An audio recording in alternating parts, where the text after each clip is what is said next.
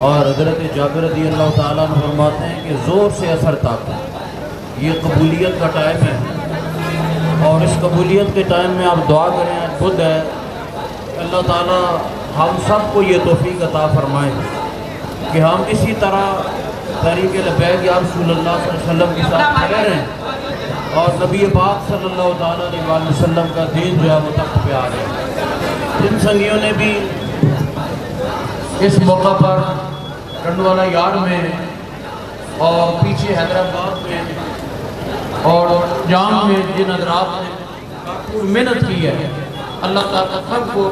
اپنے پیارے محبوب صلی اللہ علیہ وسلم کے تمثل اور صدق سے جزائے خیر عطا فرمائے،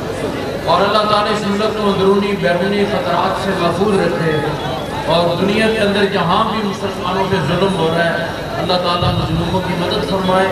اور ظالموں کو کیفرے کے اقدار تک پہنچائے۔ اور جن لوگوں نے پیارے آقا صلی اللہ علیہ وسلم کی شان میں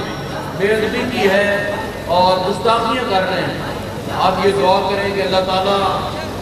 ان کو صفحہ ہستی سے مٹا دے، اور ہم سب ناموس رسالت کے لیے عقیدہ ختم نبوت کے لیے اور جو مشن حضور قبلہ بابا جی رحمۃ اللہ تعالیٰ علیہ نے عطا فرمایا اس مشن کی تکمیل کے لیے ہم سب کو دن رات اللہ تعالیٰ محنت کی توفیق عطا فرمائے۔ ہماری ساری شورا تمام اراکین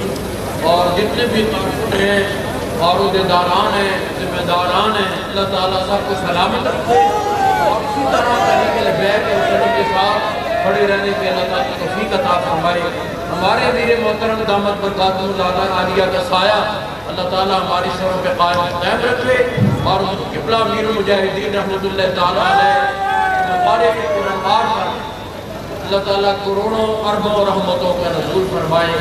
اور جو مشن آپ نے عطا فرمایا ہے اس مشن کی تکمیل کے لیے اللہ تعالیٰ ہم سب کو دن رات محنت کی توفیق عطا فرمائے۔ ربنا تقبل منا انک انت السمیع العلیم وتب علینا یا مولانا انک انت التواب الرحیم۔ ربنا آتنا فی الدنیا حسنہ وفی الآخرۃ حسنہ وقنا عذاب النار